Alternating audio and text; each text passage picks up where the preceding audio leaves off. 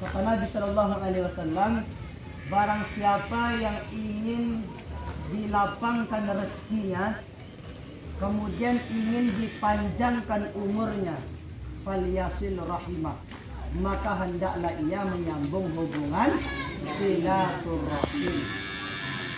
Jadi ini salah satu bentuk menyambung hubungan baik. Ada dua kata yang selalu kita dengar, Ibu. Ada namanya ukhuwah Islamiyah, ada namanya silaturahim. Maka dia tidak sama.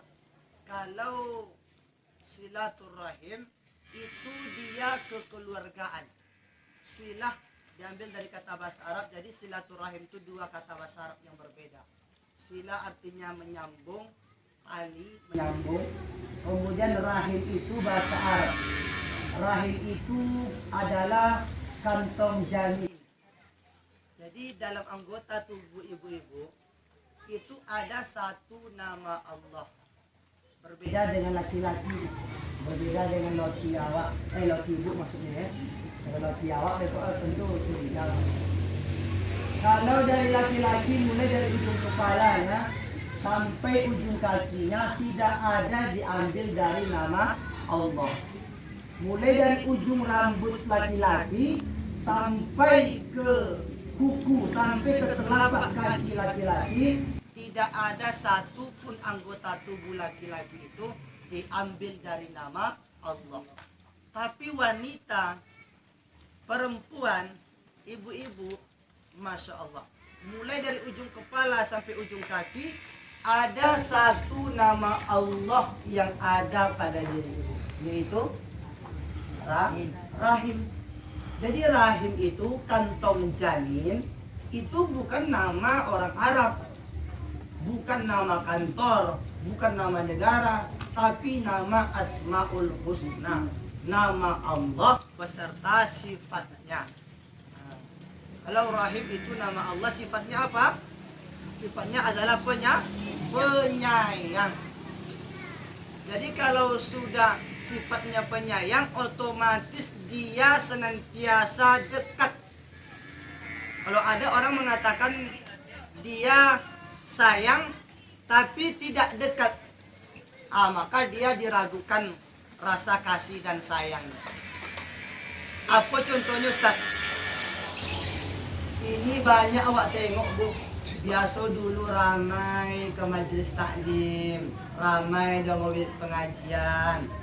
Kini dia canggih teknologi, uang lah pakai HP sodo, uang lah bawa Honda, lah bawa mobil. Apalagi zaman-zaman viral kini, uangnya sibuk berjalan aja ken komai, sampai tidak tentu dia wirid pengajian. Dua buah yang inyo tinggin ke itu. Yang pertama wirid landak lo dipadulin deh. Yang kedua lakinya labalano di rumah. Tapi jalan-jalan enggak lo sejam 2 jam lo. Kadang lah sampai ke Sumber 3 hari. Tengok laki labalano di rumah. Kadang-kadang Bu laki awak tu kadang-kadang nyak badu bidung jawab guys. Kuasa tengok di mana dah tahu. Itu sayang nomor. Bunyi berjalannya. Tapi di buk laki awak tu, kau marewa-rewa kau jual. Besok kau lain lagi yang pengertian bekok alhamdulillah. Ni jangan sangka bekok diam laki ni panjang mana. Laki dia no aji mana ya. Mana tentu bagai bu. Ambo ndak lah mengenai ibu ndak lah bu. Dalam Islam kalau laki nak berbini 2, 3, 4 itu ndak perlu menyabit bini, tak ada hukum menyabitkan bini dalam Islam loh. Hati-hati awak Bu. Walaupun di dalam negara Indonesia ini mesti ada bukti mengiyakan seorang istri di atas materai kalau suaminya berbini. Apa nak cerita bini? Dulu ke Bu, tak mau abang Bu, ikut cinta kasih sayang. Dah. Jadi ibu sekalian yang dimuliakan Allah Subhanahu wa taala. Jadi berbicara tentang rahim tadi, hubungan antara orang tua terhadap anak itu sangat dekat. Bahkan kata para ulama kita, ada hak kewajiban yang mesti diberikan oleh orang tua terhadap anak Tapi belum menunggu, tidak hanya ketika anak itu sudah lahir tak.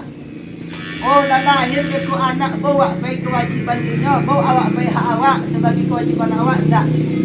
Oh, tu lahir anak tu lebuk masih dalam kantong janin, masih dalam rahim, itu kita sudah bisa memberikan haknya.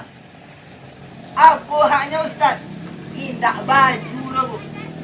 Tak indak pintu yang awak baik nyuruh dah. Tapi apa? Sudah bisa kita berikan pendidikan kepadanya. Pendidikan macam apa Ustaz? Ya, lu mana? Kita membaca Quran, kita berzikir, maka janin itu sudah dapat mendengar. Siapa yang mengatakan? Allah Subhanahu wa taala Sami'an Basira, bahwa janin itu sudah dapat mendengar. Sami mendengar, basir melihat. Basir itu melihat, tapi karena dia belum lahir, maka ada salah satu ulama mentafsirkan makna basir di situ adalah merekam. Jadi janin tubuh sudah dapat dia mendengar, sudah dapat dia merekam apa suara yang dilontarkan oleh orang tuanya atau orang-orang yang berada di sekitar. Maka ayat ini pun diteliti oleh ilmu medis, diteliti oleh ilmu kedokteran. Umur berapa janin itu sudah dapat mendengar? Maka diteliti, ternyata 4 bulan ke atas janin itu sudah dapat mendengar. Jadi kalau ibu biasa babanta jo lagi, apalagi ibu bekok sedang hamil, jangan babanta bu, lopennya tapancui dulu, bau kodau baban. Ambo ndak nyuruh ibu babanta ndak Allah. Tapi apa? Takut bekok terpengaruh jo anak. Tahan dulu sampai melatui. Nah, jangan babanta je ndak elok bu. Jadi kalau pendidikan baik yang kita berikan kepada seorang anak, maka dia serap. Yang dia elok Ustaz, tetap juga dia serap karena dia belum bisa berpikir. Makanya ada di luar negara Indonesia, di negara Iran tuh kalau tak salah namanya Hussein Tabatabai. Ada seorang anak umurnya mungkin di bawah 10 tahun. Dia sudah bisa hafal Quran. Kalau tiba-tiba, kalau pikirkan masuk akal atau enggak tuh. Imam Syafi'i umur 6 tahun dia sudah hafal Quran. Jadi jangan kita sangka nanti anak-anak itu hafal Quran. Oh ini ajaib ini. Bukan, tergantung juga kepada orang tua. Jadi kalau ibu nyanyi, anak ibu jadi artis.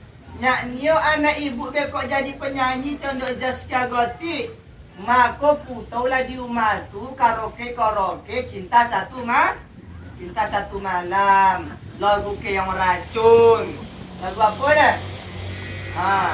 Putarkan, insya Allah inyo besok jadi penyanyi. Tergantung ibu. Ustaz kami nyanyi, anak kami jadi ustaz, jadi penceramah, jadi imam, jadi orang hafiz Quran, maka tergantung ke awak. Maka kalau awak bacakan Quran, kalau ibu-ibu, risiko mungkin awak tak tahu rezeki. Apakah masih diberikan Allah kesempatan punya anak, ataupun anak ibu yang sudah menikah, yang perempuan, ataupun anak ibu yang laki-laki, istrinya hamil. Kalau anak kita itu perempuan, maka suruh suaminya membaca Quran di dekat istrinya yang hamil tadi. Kenapa? Karena janin itu dia dapat mendengar. Nah, diputarkan. Oh Ustaz laponik kami membacanya. Maka putarkan MP3 Al-Quran. Dan sekali-kali wa'idun lagu-lagu yang indah di rumah itu. Walaupun bekok bini awak ataupun ibu-ibu ataupun anak awak yang sudah nikah tu dia tidak hamil, tapi nyanyian itu juga dapat merusak hafalan Quran awak. Nya beda tu bu. Cuba ibu nak percaya, silahkan ibu praktekkan langsung nanti di rumah. Kalau lagu bu awak hafal tak lama. Awak dah mau sambil lalu, sambil berhonda, sambil hafal. Tapi Quran tak manumpa awak bu. Tong biayai topik kalau nak berhenti ceramah. Minum lalu ya. Ya.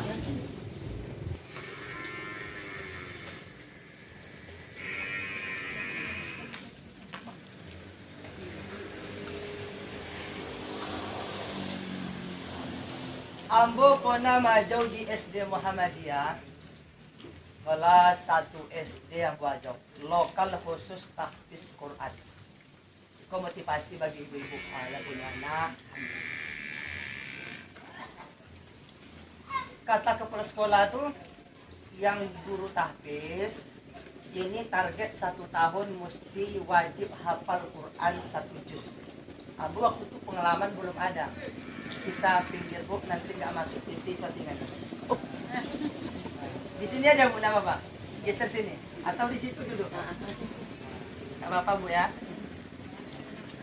Kemudian saya berpikir ini anak-anak kelas 1 SD dia tak bisa baca Quran. Dia tidak bisa, dia jangankan baca Quran, baca Iqra saja belum. Mungkin Iqra 1, Iqra 2. Dalam bayangan saya ini bapak kepala sekolah ini bercanda. Masa iya anak kelas 1 tidak pandai baca Quran, baru ingus-ingusan berselema, lalu kita ajarkan dia Al-Quran. Saya kurang yakin. Ternyata dengan ilmu, ternyata dengan pemahaman yang saya miliki ibu sekalian, saya yakin Sami'an basira, bahwa Allah mengatakan jantu sudah dapat mendengar.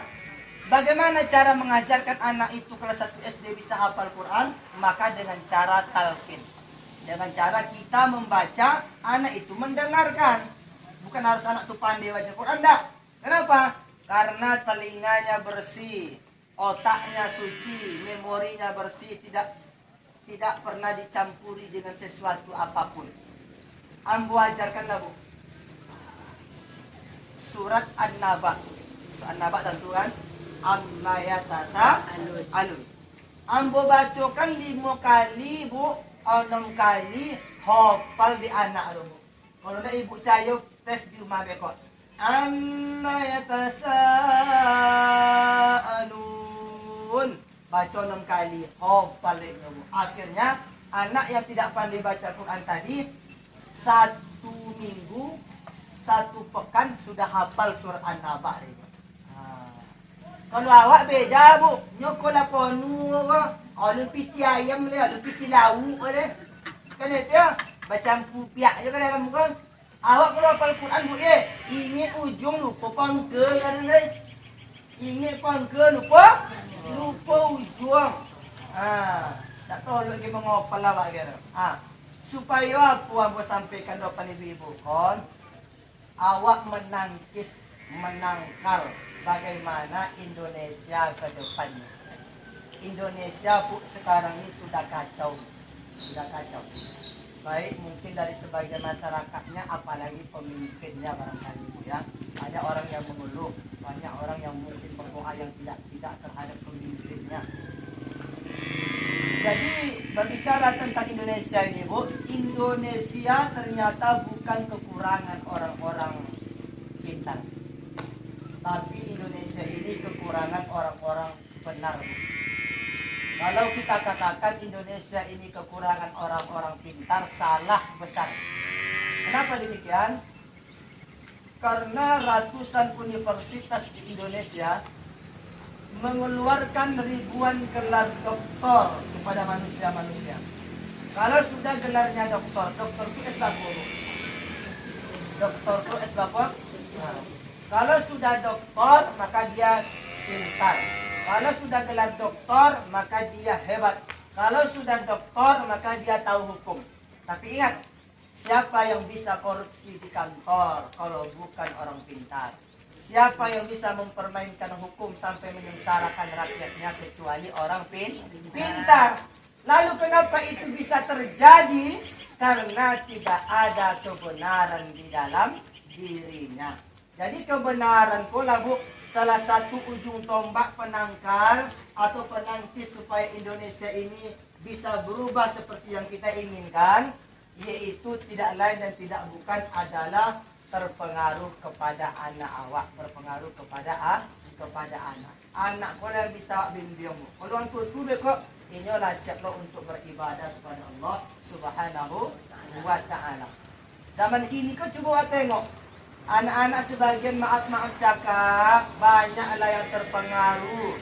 Salah satunya gara-gara HP Android ku banyak pengaruh yang negatif kalau nak pandai awak menggunakan waktu no. Ini banyak anak-anak mungkin dia masih sistem online belajar, masih banyak waktunya di rumah bersama amak-amaknya, bersama ayahnya, keluarganya. Kalaulah awak jual nak di rumah tahu isa malam, maka gunung lawakol tutu dengan maksimal. Apakah kita ajarkan dia baca Quran? Apakah dia berikan pendidikan kepadanya? Kau tidak ada. Sebagai nama amak tidak ada. Mulai dari pagi nonton TV sampai sore nonton TV dona.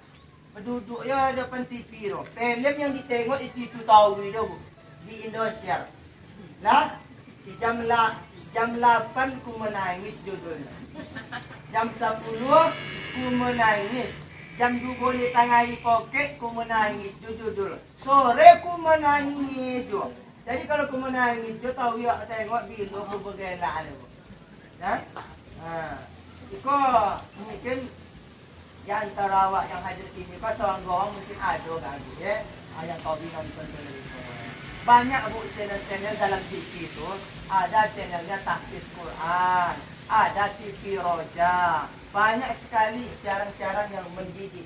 Tapi kalau yang tidak mendidik itu jangan, itu tidak ada film di dalam tu menangi tahu aja batinur. Jauh yang bagus tak batinur dalam TV itu kalau di Indonesia punya. Akhirnya mereka tabuk loh dalam kehidupan awak. Jadi tidak elok. Jadi ibu sekalian yang dimuliakan Allah Subhanahu Wa Taala. Maaf, kalau RT meninggal, RW meninggal, camat meninggal, bupati meninggal, bahkan presiden saja yang belum meninggal, sudah banyak penggantinya, Bu. Sudah banyak orang yang ingin menggantikan. Tapi kalau ustadz yang meninggal, ulama yang meninggal, imam masjid yang meninggal, guru ngaji yang meninggal, susah cari penggantinya zaman sekarang. Anak-anak mak cakap, remaja, pemuda, itu 90% sudah dipandang rendah di mata masyarakat. Kenapa? Banyak terjerat narkoba, banyak yang hamil di luar nikah, ya, banyak berjudi. Dulu bang berjudi ya di meja, menapuk gara-gara pauli, dan gara-gara paulinya apa? Kita nak gara-gara dia, kau biru, pada tak punya. Itu dulu Bu, orang berjudi di atas meja seperti itu. Kalau zaman kini tidak ada di mana orang berjudi. Tapi. Bahkan dah nampak lewat dua asolik disulit setan, disulit siko, disulit mano, main game, main judi, segala macam. Innalillahi wa inna ilaihi raji'un. Kadang anak tu kadang pagi ke warnet balik maghrib. Balik maghrib tak salat maghrib dah tapi main si paulinya makan lagi. Langsung pelihnya balik kawan. Kalau contoh iko Bu, apa manfaat anak itu untuk uang tua Ustaz? Awak mesti paham Bu, manfaat atau fungsi anak yang Allah titipkan kepada orang tua tidak lain dan tidak bukan gunanya adalah membuat pahala orang tua tidak pernah putus. Itulah manfaat anak. Membuat pahala orang tua kau tak pernah putus. Tapi kalau anak jawab guru nang sawakon di orang sapi apa? Sapi ya. Sampai mana tadi Bu? Ada mengganggu sapi. Orang tua. Sampai pahala orang tua tak pernah putus. Tak pernah putus. Jadi yang saya sampaikan kepada ibu sekalian, kena masak dulu kau nyuap makan soto kan, jadi tak lama selama Jadi Bu, jadi ibu sekalian yang dimuliakan Allah Subhanahu Wa Taala, kami mengajak kepada ibu, buatlah amalan, buatlah ibadah, bagaimana ibadah itu, bagaimana amalan itu, pahalanya mengalir terus meskipun kita sudah meninggal. Itulah orang-orang yang cerdas sesungguhnya. Orang yang cerdas, orang yang pintar adalah ketika jasad dan ruhnya sudah berpisah, ketika dia sudah mati, tapi pahalanya tetap mengalir. Itulah orang yang pintar sesungguhnya. Tapi kalau dia meninggal, pahalanya tidak ada mengalir, maka itu wajar, Bu. Ustaz, sholat Ustaz, kami sholat sehari malam, sholat sunat bagi Ustaz. Sholat tidak termasuk, Bu. Puasa Ustaz, puasa tidak termasuk. Tapi apa? Idza matal insan, dalam hadis lain, idza mata ibnu Adam, kalau meninggal anak cucu Adam, kalau meninggal manusia, in koto itu maknanya terputus amal ibadahnya illa min salasin kecuali tiga.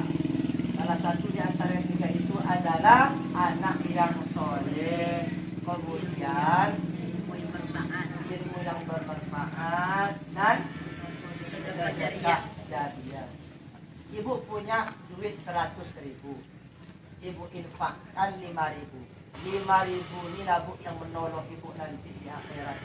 Ketika matahari sejengkal di atas kepala, tidak ada yang bisa memberikan naungan pertolongan. Panas sekali di akhirat itu. Bahkan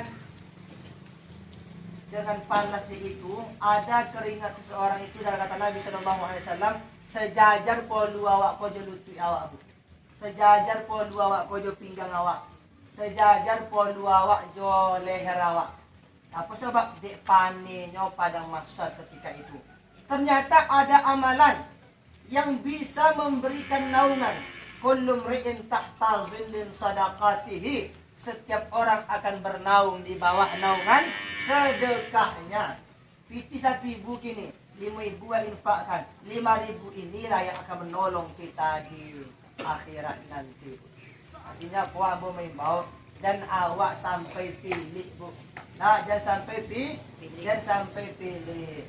Kadang apa awak pergi wisata, kadang awak 3 juta, 2 juta, kadang kan. Ibu bekong bantu fakir miskin, anak yatim, tetangga awak, keluarga awak, orang tak bantu di awak. Jadi jangan awak pilih ko, Bu, perlu tentu pilih ko tak bagi 2 macam. Yang pertama pilih kadi sendiri, yang kedua pilih ke uang lain. Kalau pilih ke uang lain tu lalu lumrah, Bu. Apa?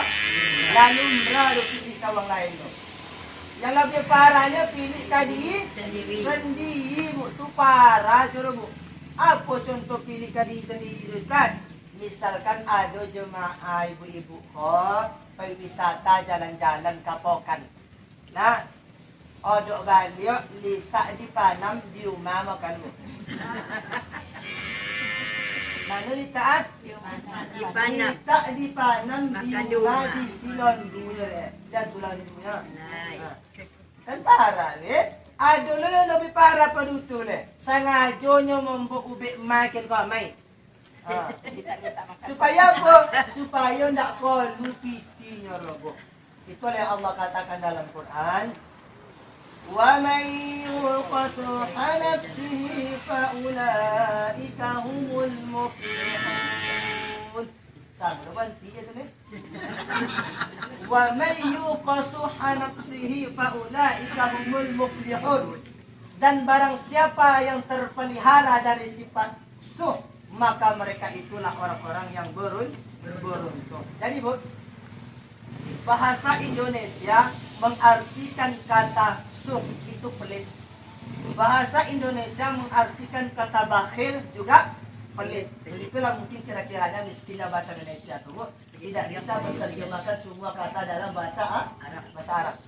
Tapi kalau dalam bahasa Arab tuh, Bu, dalam bahasa Quran tuh beda kata, beda maknanya. Kalau suh itu lebih dahsyat, lebih parah daripada bakhil. Kalau suh itu dia tidak hanya pelit kepada orang lain, kepada dirinya sendiri pun dia pelit. Kalau bakhil, dia hanya pelit kepada orang lain, dia tidak mau saling berbagi, itu bakhil. Jadi bahkan kita berdoa kepada Allah agar Allah lenyapkan, Allah hilangkan, Allah kikis daripada sifat-sifat bakhil dalam kehidupan awak. Ibu sekali yang dimuliakan Allah Subhanahu wa ta'ala. Kemudian Allah di setiap umur yang diberikan kepada kita, Bu, itu selalu Allah mau uji awak. Selalu diujinya hambanya. Apa tujuan Allah tu mau uji awak, Ustaz? Yang pertama, diakuinya iman seseorang kepada Allah kalau awak lalu lulus dari ujian yang Allah berikan. Nah, kalau ada di antara ibu-ibu yang mengaku saya beriman ya Allah, saya beriman, tapi ketika diuji Allah tidak lulus, maka dia belum dikatakan orang beriman. Orang beriman. Ada pula orang tua ini yang selalu disampaikan Allah dalam Quran bahwa yang menjadi ujian itu adalah harta dan anak. Yang selalu menjadi ujian adalah harta dan anak. Ini selalu Allah ulang dalam Quran. Kenapa Allah selalu mengulanginya dalam Quran? Karena dua ini yang selalu membuat manusia itu lalai kepada Allah. Dalam Quran surah Al-Munafiqun Allah sampaikan, Ya ayyuhalladzina amanu La tulhikum amwalukum wala auladukum an zikrillah. Kata Allah Subhanahu wa taala, wahai orang-orang beriman, jangan sampai hartamu, jangan sampai anakmu membuat kamu lalai dari mengingat Allah Subhanahu wa taala. Apa sebab kamu sampaikan contoh ke ibu-ibu? Banyak uang kini ibu gara-gara sayang ke anak. Apanya ini babai. Gara-gara menumpukkan harta, dia sampai lalai kepada Allah Subhanahu wa ta'ala. Apa contohnya Ustaz? Azan Isya bekok jam 7.00. Bila sembahyang Isya jam 1 malam, jam 2 malam. Lanyak tapoja awak bersembahyang tapoja dan tunya. La tutwi toko awak, la tutwi koordinasi awak, la tutwi barang harian awak, la tutwi usaha awak, bau kodoa sembahyang Isya. Ini orang yang belum diakui Allah sebagai orang-orang yang beriman. Kenapa? Orang yang selalu melalaikan perintah Allah, apalagi meninggalkan perintah Allah, maka diragukan iman yang ada pada dirinya. Apa bono yang awak cari Bu dari dunia ini? Sebab rezeki itu Bu, dia sejajar, dia sebanding dengan ajal awak. Artinya apa? Rezeki itu senantiasa berbanding lurus dengan ajal. Abi beko rezeki awak mati dia awak. Datang ajal awak berarti abi rezeki awak. Misalkan Kak Dasni ditetapkan Allah umurnya selama hidup di dunia ini 70 tahun. Oh contoh Kak kok sampai 70 menjadi kok tidak. Contoh 70 tahun. Maka contoh apapun sakitnya Kak Dasni, contoh apapun payah hidupinya, walaupun tak payah Omi kan kena tunggu mari. Walaupun banyak pitinya, walaupun sakit Kak Dasni, walaupun sakaratul maut, beliau tidak akan meninggal Bu, kecuali masih ada rezeki itu yang ditunaikan Allah Subhanahu wa ta'ala. Misalkan rezeki Kak Dasni kau selama hidup, kata Allah, kamu Dasni selama hidup rezeki kamu 100 juta. 100 juta misalkan. Yang sudah kakak belanjakan 99.550.000. Bapak tinggi dia Bu. Bapak tinggi? 40. Memang kalau lu makan kau payah metong awak. Lah sudah Bu. Ada. Tinggi sampai hati 50. Sampai hati 50. 450 ini Bu, wajib ditunaikan Allah Subhanahu wa ta'ala. Beliau tidak akan meninggal, jasad dan rohnya tidak akan berpisah. Beliau tetap masih hidup. Kenapa? Sebelum ditunaikan Allah 450.000 tadi. Kalau itulah rahasia Allah itu tidak akan mengecewakan seorang hamba. Maka untuk aku awak sampai kepala jadi kaki, kaki jadi kepala, sampai kita meninggalkan bahkan melalaikan perintah Allah Subhanahu wa taala. Ada yang lebih parah dari itu, Bu. Dia mengaku Islam, sholatnya tak pernah tinggal, sholat sunatnya apalagi. Tapi dalam masalah mencari rezeki, dia sampai menyekutukan Allah Subhanahu wa taala. Menyekutukan di sini boleh faham maksudnya. Tengok kode kanan laris, tengok kode kiri laris, depan belakang ramai. Tengok kodenya, oh sunyi. Coba tahu tak banyak uang mana. Tengok apa nulis kode uang. Datang bisikan setan ke telinganya. Pakailah pelaris pemanis, pakailah susu. Datanglah ke sana, ke sini, ke situ, minta-minta apa. Paham lagi, Bu? Akhirnya apa? Dia menyekutukan Allah Subhanahu wa taala. Allah ancam dalam Quran, Bu. Wa may yusyrik billah faqad harrama Allahu alaihi al-jannah wa ma'wahu an-nar. Sampai ke hidung anggota tabawun pical lah. Lah tabawun ko pical, Bu. Pical loh. Lah tabawun. Sampai mana tadi lupa ni tabawun? Sampai mana tadi, Bu?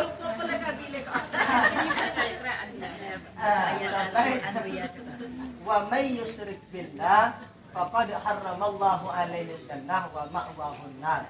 Kata Allah, barang siapa yang meminta kepada selain Allah, faqad harramallahu alaihi al-jannah, maka Allah haramkan untuknya surga, wa ma'wahun nar, dan tempat tinggalnya adalah neraka. Biarlah 30,000 sahih dapat jawab, Bu. Biarlah 20,000 dapat jawab sahih, tapi halal, tapi barokah, tapi tidak menyekutukan Allah Subhanahu wa taala. Apalagi wak beda ke anak awak beko hasil pencarian awak tu. Sobik juga anak tu bongah, sobik juga anak tu lambik nangkok, sobik juga anak tu pamale, tongkau. Salah satu penyebabnya adalah karena kita berikan sesuatu yang haram kepadanya, sesuatu yang tak baik. Kiki boleh paham, Bu? Lei nyambung? Lei mengerti? InsyaAllah. Tak ada kena ditanya orang kan? Ha? Tak ada orang? Berarti makan awak lah. Tahu ya lah. Lanjut ya. Jadi kalau ada di antara ibu-ibu yang mengangu atau yang menguap, berhenti langsung. Atau yang lapindah pemenggaknya berhenti dia.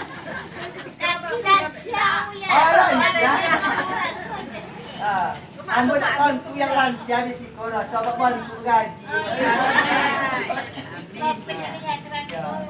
Ya, antara bagian itu bawa ada.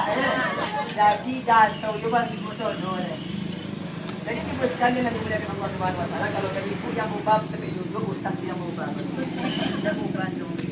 Jadi, Bu, nikmat yang Allah berikan kepada kita itu merupakan sarana pendekatan diri kepada Allah Subhanahu wa taala. Allah memberikan nikmat kepada kita itu sebagai sarana pendekatan diri kepada Allah. Sarana untuk mendapatkan pahala yang berlipat ganda. Salah satu contohnya, misalkan suami ibu punya mobil yang mewah. Bisa dia ke masjid, bisa dia ke rumah saudaranya bersilaturahim, maka dia gunakan untuk hal-hal yang baik. Tapi ada orang yang ketika diuji Allah Subhanahu wa taala, ekonominya di bawah standar.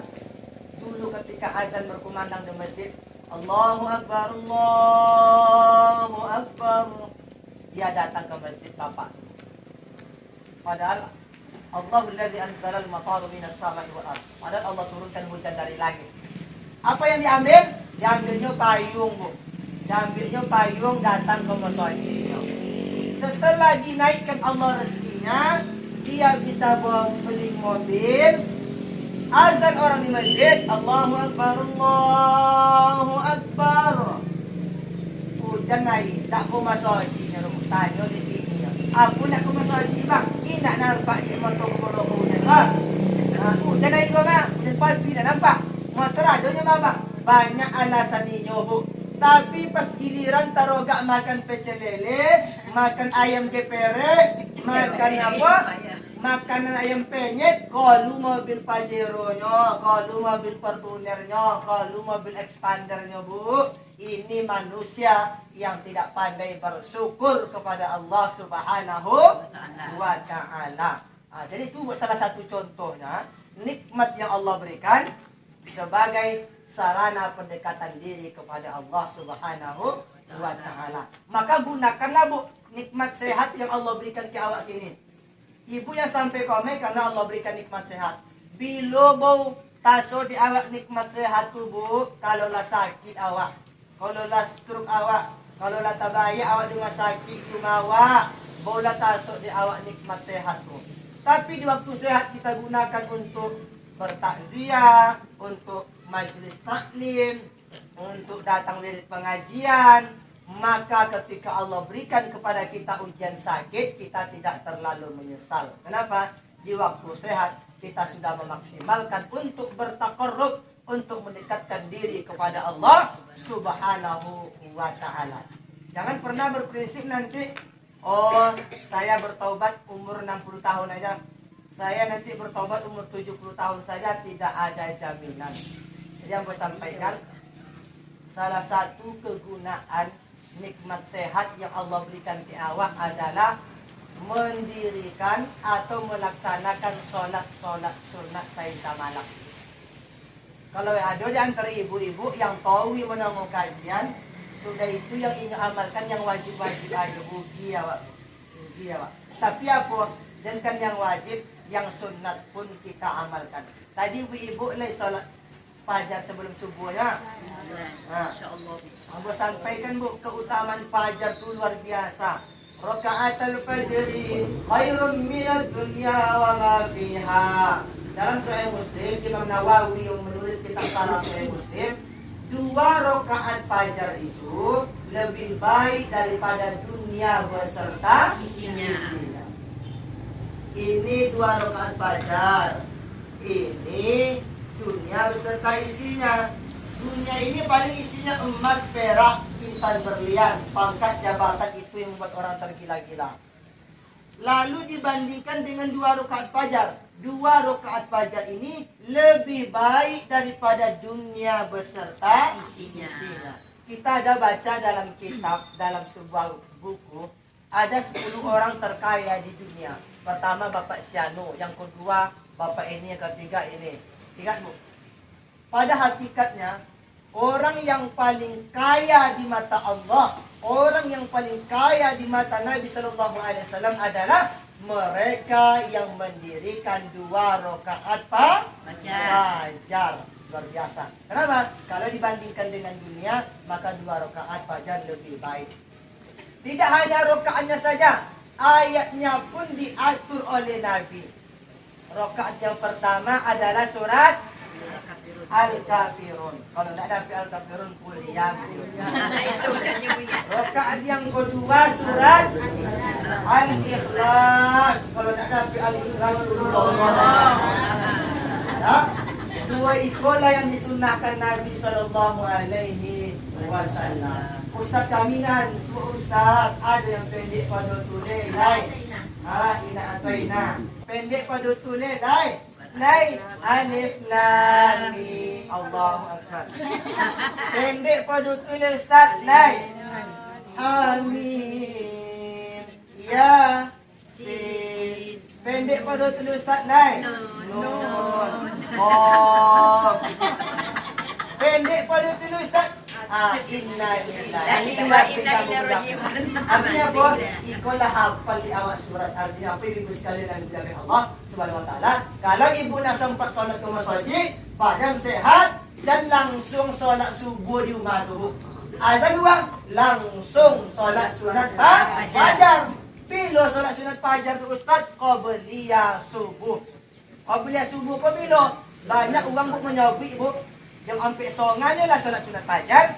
Jam 4 lah fajar kan guys. Bila fajar tu, kalau lah azan subuh, atulah beliau fajar. Lah bu ya. Jadi kamu sampaikan hukumnya adalah sunat muakkad. Jadi sunat itu terbagi dua, ghairu muakkad dan muakkad.